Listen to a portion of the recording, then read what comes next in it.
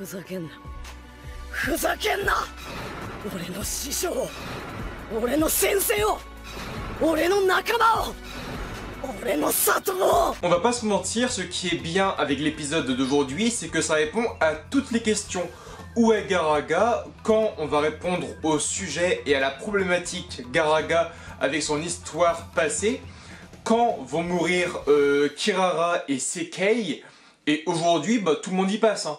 Kirara, elle va mourir très rapidement. On a Seikei qui va mourir lui aussi. D'ailleurs, les deux, hein, c'est leur poignet qui les lâche. Hein. Vous remarquerez, Kirara, son poignet il pète. Seikei, son poignet il pète.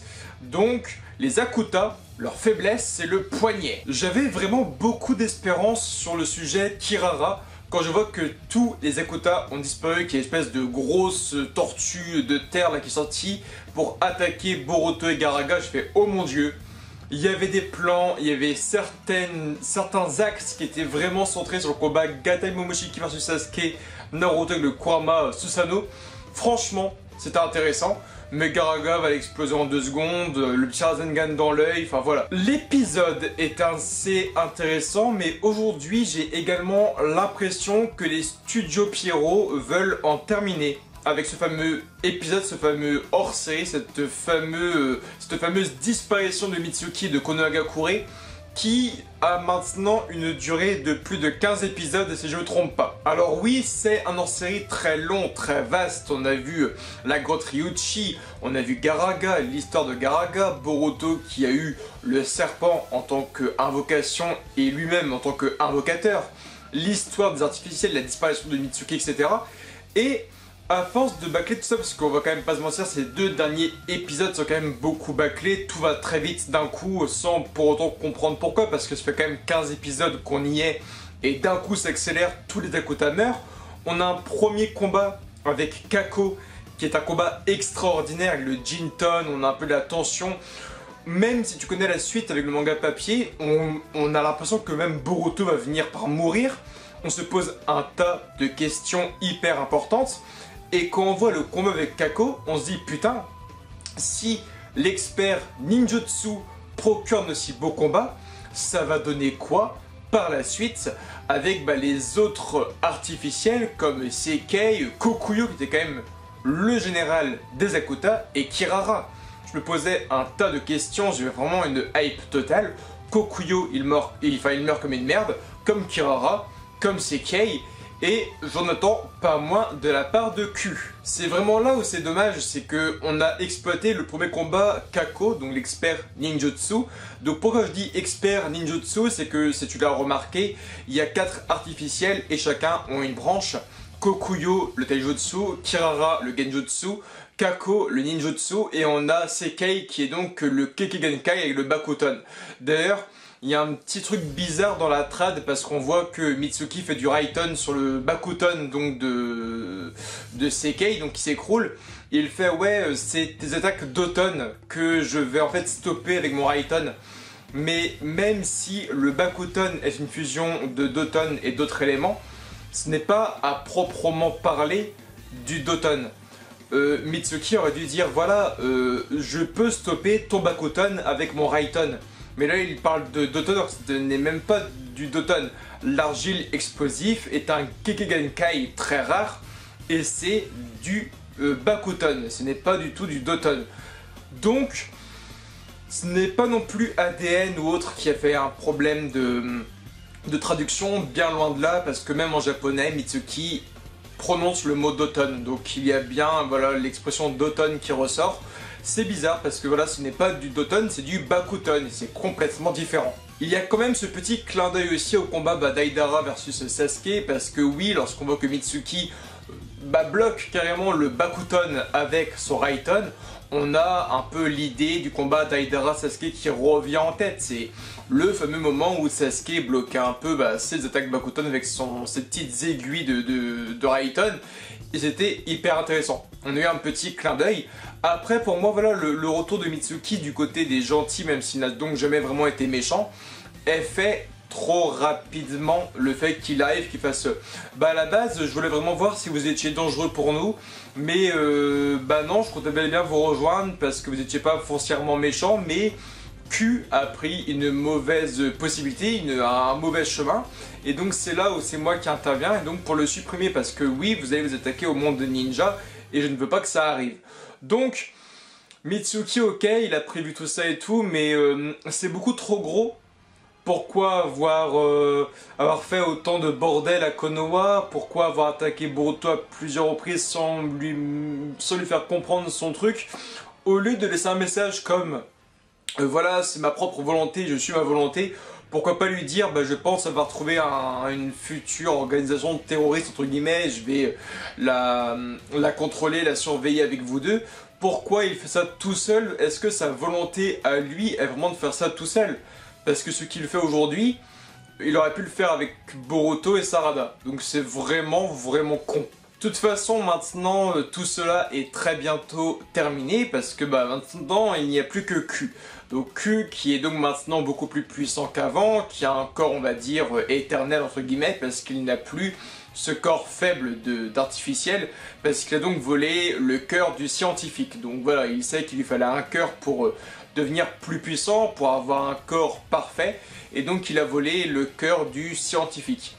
C'est un peu une zone d'ombre aussi. J'aurais aimé voir Q découper entre guillemets le scientifique, qu'il se mette le cœur, et qu'on voit le corps de Q passer de artificiel à un corps réel, voir un changement de son corps et tout. En tout cas, je n'aimais pas du tout le character design de Q aussi, parce que pour un méchant d'un arc qui dure aussi longtemps, c'était pas ouf. C'était pas ouf du tout, mais quand je vois la gueule qu'il a dans le prochain épisode, j'ai franchement hâte de le voir, les longs cheveux longs, torse nu, avec un espèce de cœur dégueulasse qui dégouline de partout, un espèce de corps infecté et tout. Il est ultra badass. Maintenant, est-ce que Q a une possibilité de gagner? Hormis que l'on sait que les méchants perdent toujours dans les shonen face à Boruto, Sarada, Mitsuki, il y a quand même Konohamaru qui est encore à Iwa, on a Kurotsuchi, on a Onoki qui va arriver, donc on a quand même 2 Tsuchikage qui arrivent, on a Konohamaru qui est leur sensei, voilà, on a quand même une belle panoplie de protagonistes pour affronter Q. Maintenant, on sait qu'il va y avoir un combat Onoki versus Q, et j'aimerais que Onoki vienne à perdre la vie. C'est-à-dire que Onoki est beaucoup trop vieux maintenant, et il n'a plus en fait cette espèce d'idéologie qu'il avait de base. Il a perdu toute son idéologie, toute sa mentalité de base, et Onoki a eu une vie complète. Il a fait quand même plusieurs guerres ninja, il a affronté à plusieurs reprises Madara et tout, donc c'est un grand shinobi. Il a sauvé l'alliance shinobi de la 4ème grande guerre ninja à plusieurs reprises, encore une fois face à Madara et à Mu, l'ancien Tsuchikage. Donc oui, c'est un shinobi plus que complet, mais aujourd'hui quand je vois qu'il fait une simple attaque d'automne et qu'il galère à reprendre son souffle, ou encore qu'il a besoin de Seki pour marcher, que maintenant Boruto doit le porter, que Seki doit le porter, que Kurotsuchi doit l'aider à avancer, qu'il a un fauteuil roulant, que dès qu'il fait une petite attaque, il est complètement essoufflé, il est au bout de sa vie. Oui, j'aimerais qu'Onoki vienne à perdre la vie et qu'il parte convenablement, qu'il se dise voilà, Iwa, j'ai foutu ce pays dans la merde et tout, c'est moi qui ai fait tout ça, je mourrai avec mes créations et avec ce que j'ai vraiment créé. Limite qu'il tienne la main de son clone et qu'il meure comme ça.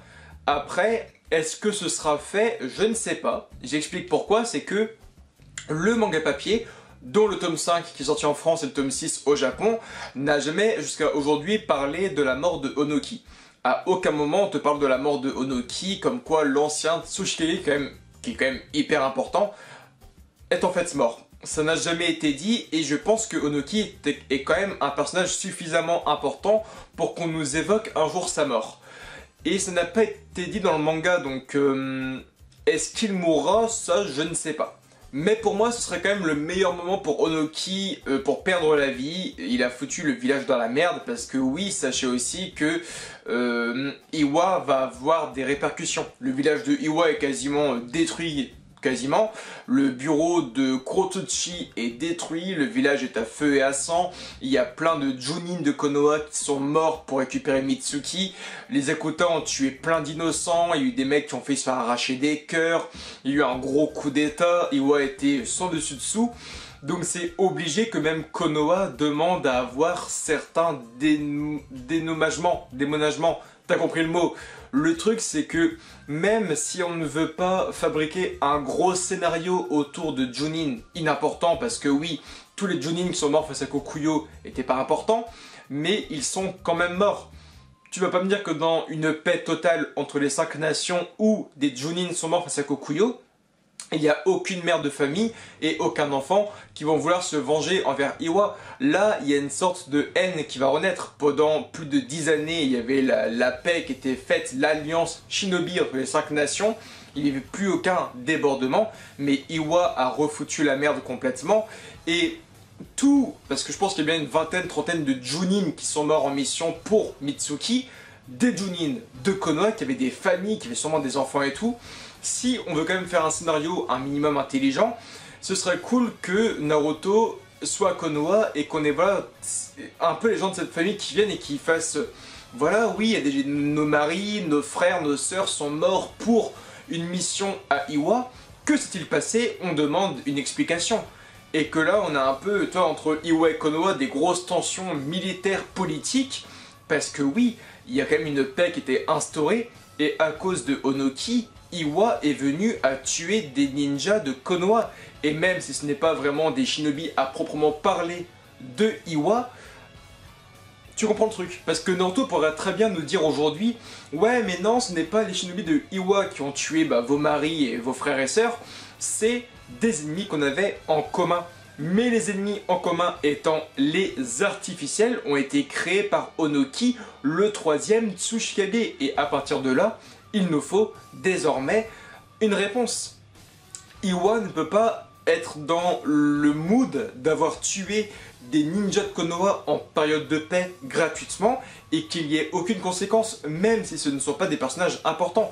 Ce sont des Junin qu'on n'avait absolument jamais vus, mais il y a bien une vingtaine, trentaine de Junin morts en mission, et c'est quand même des ninjas d'élite de Konoha. À partir de là, lorsque Iwa est, on va dire, dans le sujet principal d'avoir causé la mort dans une nation qui sont censées être en paix, tu vois, je sais pas si j'explique bien, il faut avoir en fait des explications, que Naruto, Kurotsuchi aient une réunion ensemble, qu'ils parlent de tout ça, et que Iwa promette voilà, une certaine chose à Konoha pour les rembourser et tout.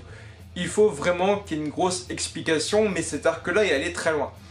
C'est-à-dire que Kiri, avec l'arc des Spadassin Ninja, ce n'est pas allé trop loin, tu vois. Je sais pas si je vais bien expliquer, mais ce n'est pas allé trop loin dans le sens où ce n'est pas sorti de Kiri. Il n'y a aucun mec de Konoha qui est mort, aucun mec de Suna, aucun mec de Kumo ou autre. C'est resté à Kiri. Personne n'est mort, les mecs ont été vaincus, c'était stoppé à la source. Le côté Iwa avec Onoki, ça allait beaucoup trop loin dans le sens où des ninjas de Konoha sont morts à cause d'eux. Donc, pour moi, j'espère au moins qu'on ne va pas finir l'arc bêtement, il faut que Iwa ait une sentence, et ça c'est obligatoire. En tout cas, like, commente, abonne-toi à Facebook, Twitter, Instagram et Snapchat. Donne-moi ton avis en commentaire et je vous dis à très bientôt, à dimanche prochain pour le nouvel épisode de Boruto qui risque d'être très intéressant niveau animation. Et puis de toute façon, je ne parlerai pas de toutes les erreurs qu'on a eues dans l'épisode comme le fait que Sakura ait relancé un sort sur Kirara, un Genjutsu. Parce qu'on voit qu'elle le plante avec son parapluie, que Sarada fait pfiou, vous voyez, disparaît. Elle fait un Genjutsu, ce qui est impossible parce qu'un Sharingan a un Tomoe. Et je le répète, seulement les Sharingan à 3 Tomoe peuvent faire du Genjutsu. Ça, c'est con. C'est complètement con, c'est impossible. Donc voilà, je ne parlerai pas de tout ça. Le côté Garaga, c'est un peu bâclé aussi. C'est ah bah j'ai vu que Mitsuki il a rejoint ta petite bande, qu'il avait manigancé le truc. Donc oui, bon, je viens me battre avec toi parce que bon, bah t'as eu raison. C'est rendu hyper con. Que va faire Garaga maintenant? Je ne sais pas, ce qu'il va repartir en liberté ou autre. On ne sait pas. En tout cas, ce qui est cool, c'est que par exemple, Sarada utilise une technique qu'elle avait copiée. On voit... Bon, d'ailleurs, le Sharingan à un Tomoe ne peut pas vraiment, on va dire, copier des grosses attaques. Les copier comme un ninja copieur, comme Kakashi, tu vois. Mais ce qui est cool, c'est que, encore une fois, en 10 secondes, on va te faire des clins d'œil à d'autres hors-série, ce qui t'alimente la chose, comme le voyage à Kiri, où Sarada va affronter une experte Raiton avec une arme des Spadassin légendaires, je ne sais plus le nom de la fille. Et donc, elle avait sauté, elle avait fait des espèces de sphères d'électricité que Sarada avait copiées, qu'elle a réutilisées aujourd'hui pour tuer Kirara. Donc c'est hyper cool qu'on exploite aussi les anciens hors-série. Ça, je valide à 100%. Mais pour moi, l'arc de Iwa est beaucoup trop bâclé sur la fin, ça allait beaucoup trop vite. Je pense qu'ils se sont rendus compte que les gens s'en foutaient de leur série, que les gens veulent voir Kara, veulent voir le Kama, veulent voir Jigen, Kawaki, Kashin, Koji. C'est un hors-série qui dure hyper longtemps. Pour vous dire, cet hors-série est plus long que l'arc de Horashiki, Momoshiki, Kinshiki, qui faisait, je crois, 6-7 épisodes peut-être à tout casser. Là, ça doit faire 15 épisodes qu'on est dessus, ça a commencé vers l'épisode 77, si je me trompe pas, on est au 90, donc ça fait hyper longtemps qu'il a commencé. Donc oui, je comprends un peu la déception des gens et il faut que ça se finisse. Il faut vraiment que ça se finisse. Maintenant, le roman Naruto Shinden arrive, donc qui va être vraiment chiant, parce que c'est beaucoup de conflits familial, enfin au point de vue de la famille Uzumaki. Après, le roman Sasuke et le roman Shikamaru vont être hyper intéressants. Et d'après ce que j'ai compris, chaque roman fera un épisode. Donc pareil, comment faire passer plus de 200 pages en un épisode de 20 minutes? Est-ce que ce sera des épisodes de 40 minutes? On ne sait pas. En tout cas, je vous dis à très bientôt. Rendez-vous dimanche prochain pour parler de la fin de l'arc de Iwa et mon avis global sur ce fameux arc. Bye tout le monde, Jana.